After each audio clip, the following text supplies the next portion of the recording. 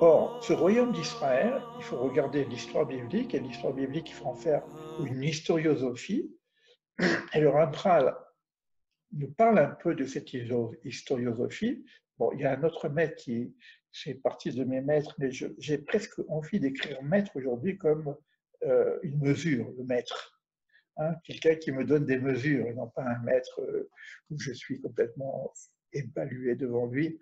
Moi, je dis, je ne suis pas un mètre ni un centimètre, mais j'ai fait des kilomètres. Mais j'ai eu la chance de rencontrer une mesure, un mètre, que j'appelle Manitou, et que je considère comme mon maître. Mais c'est vrai que la notion de mesure est intéressante pour moi, parce qu'il m'apporte des mesures, des connaissances qui me permettent d'être concret dans le réel, même si on plane un petit peu dans notre spirituel. Et on a eu un problème dans l'histoire biblique qu'on appelle la division, le schisme du royaume d'Israël, qui s'est divisé en deux monarchies, qu'on appelle le royaume de Yehuda, d'ailleurs Yehuda est juif, et puis le royaume d'Israël, où il y a eu un exil du peuple, dix tribus d'Israël, qu'on ne sait pas où ils sont vraiment. Il y en a qui viennent, etc. actuellement. On voit bien qu'il y a un retour du royaume d'Israël avec les tribus perdues, mais les Juifs que nous connaissons aujourd'hui sont du royaume de Yehuda. Yehuda, Yehudi, juif. Il y a aussi une partie de Benjamin. C'est de l'historiosophie, mais il faut comprendre, il faut bien comprendre que cette notion-là fait partie de notre histoire. Et aujourd'hui, nous avons déjà réalisé une première étape, c'est que les Juifs, Yehuda, représentent aussi en Israël la majorité. Par contre, on attend encore le retour des tribus perdues. Donc ces deux monarchies correspondent à deux univers totalement opposés et différents. Pourquoi? Parce que du fait que le royaume d'Israël, il est actuellement répandu dans le monde, mais on ne sait pas vraiment où il représente aussi l'universel, peut-être encore plus que Yehuda, qui a dû vivre en ghetto pour pouvoir préserver sa tradition et qui est revenu sur sa terre, mais le reste n'est pas revenu sur sa terre. Bien qu'il y a eu la diaspora d'Israël, des Juifs, qui fait que quand le peuple juif revient sur sa terre, il revient avec toutes les cultures du monde entier. Donc déjà avec Yehuda, Yehudi, on a une forme de microcosme de l'humanité, mais plus encore lorsqu'on aura les tribus qui reviennent. Alors des jaunes, des blancs, des noirs, il n'y a plus de problème de racisme, etc. Alors c'est ce qui est un petit peu développé dans son texte, et ce qui est un peu développé dans la notion de Messie. Le but recherché n'est pas d'avoir une nation d'Israël, comme nous connaissons aujourd'hui un peuple d'Israël qui vit sur sa terre et qui est tranquille et qui n'a pas des bombes qui lui tombent sur la tête. C'est pas tout ça.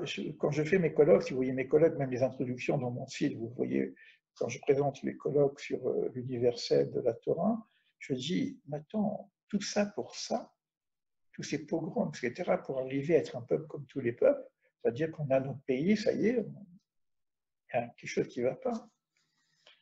Donc il y a une mission singulière dans cette réalisation, si on est vécu par rapport à ces pogroms, par rapport à ces diasporas, par rapport à ces souffrances que vous connaissez.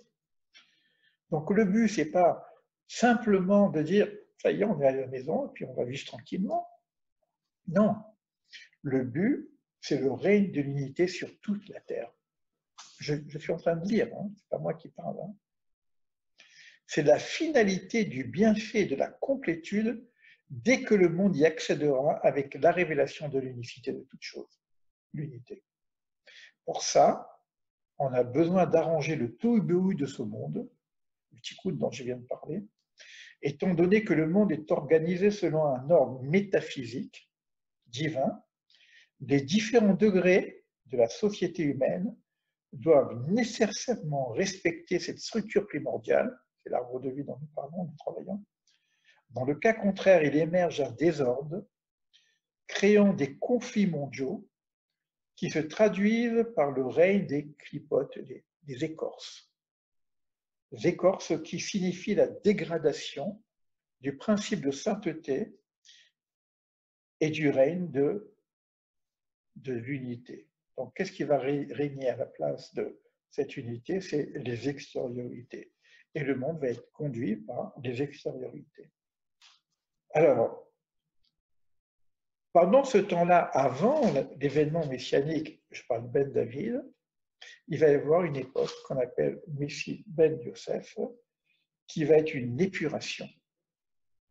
Une épuration parce qu'on est dans un monde où le mal a pris une certaine importance, la souffrance, etc. Et évidemment, on ne peut pas basculer d'un monde complètement tout va bout à un monde idyllique. Donc, il y a une étape. Et cette étape s'appelle Mashiach Ben Yosef, qui va être une forme d'épuration. Et c'est en rapport avec l'histoire biblique. Tous les conflits qu'il y a eu dans l'histoire biblique entre Isaac et Ismaël, Jacob et Ésav, etc. Donc j'en ai un petit peu parlé déjà.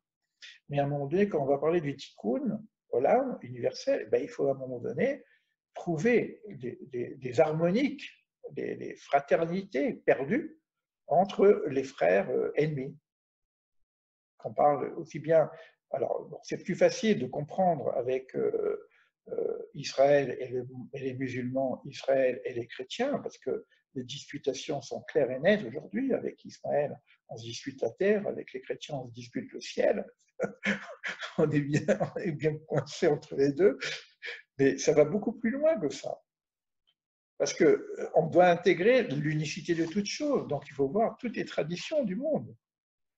Et chaque tradition, ce qu'elle apporte aussi dans cette harmonique. Donc c'est un vrai travail, c'est un truc énorme.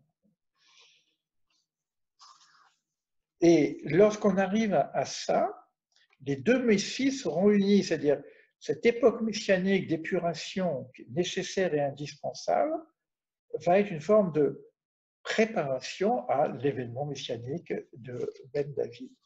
Alors, au niveau du messianisme Ben Yosef, il va y avoir différents personnages qui vont intervenir, et parce que c'est une époque beaucoup plus longue. Et après, je vous montrerai en quoi nous avons des signes aujourd'hui que cette époque messianique, Messie Ben Joseph, est pratiquement à la fin de son règne, et que ce que nous attendons aujourd'hui, c'est la révélation du Messie Ben David.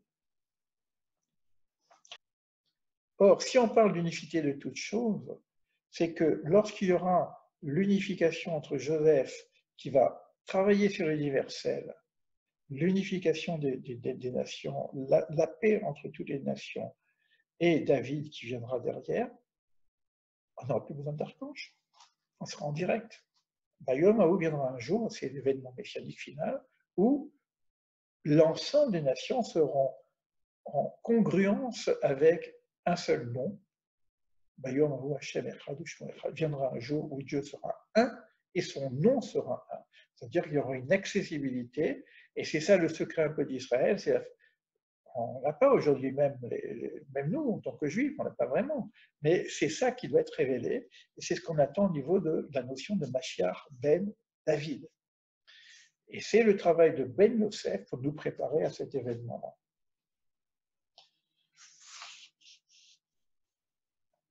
La finalité, le dévoilement de l'unité absolue, le retour du mal au bien, parce que, évidemment, à ce moment-là, le mal n'a plus besoin d'être.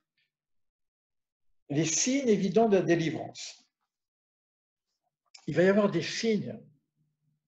Alors, là, je ne vais pas parler du dernier signe que j'ai, ça m'a un peu éclaté, mais il y a des signes.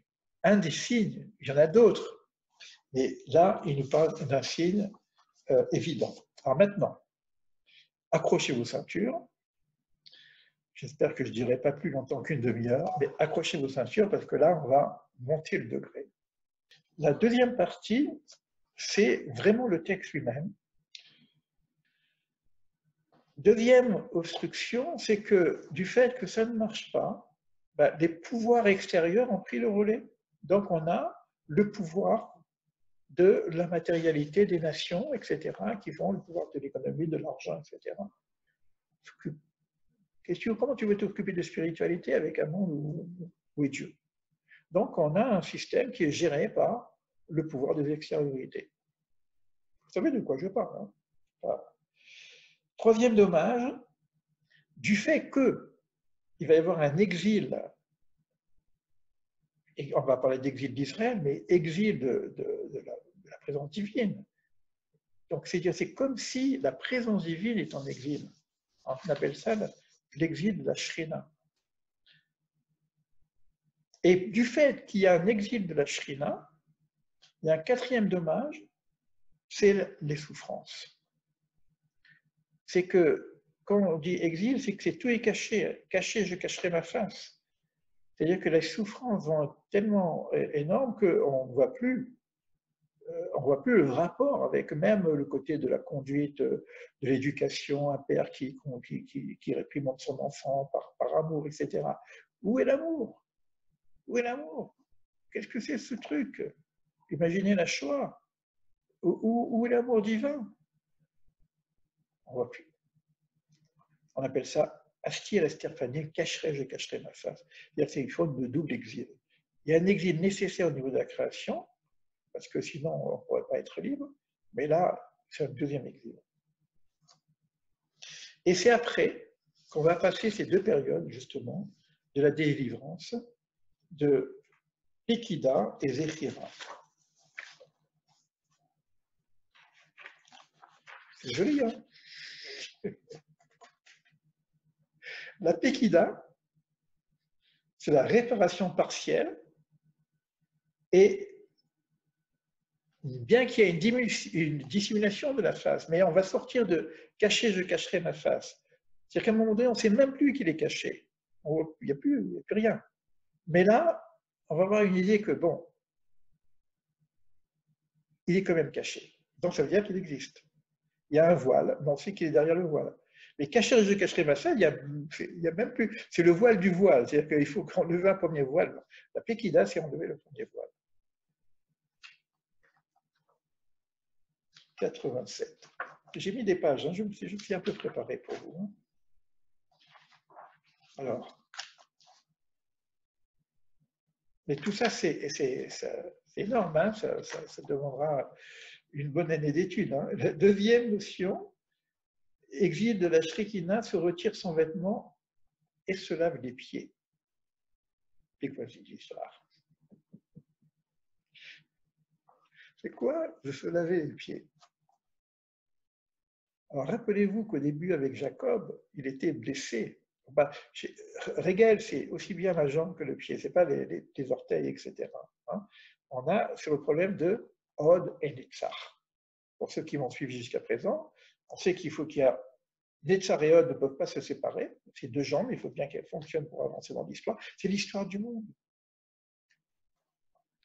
Et la finalité de la Zéphira, donc je vais très vite maintenant, c'est le dévoilement de l'unité de Dieu dans le monde, aux yeux de tous les vivants. Ce n'est pas un peuple pour lui-même, c'est tous les vivants vont avoir ce dévoilement. Je coupe, hein, je vais très très vite, parce que ce qui m'intéresse, c'est la conclusion. Alors maintenant, je n'ai plus le texte. Je prendrai le texte après pour vous dire un petit peu ce que j'ai pu lire là-dessus. Je lâche le texte et je vais parler simplement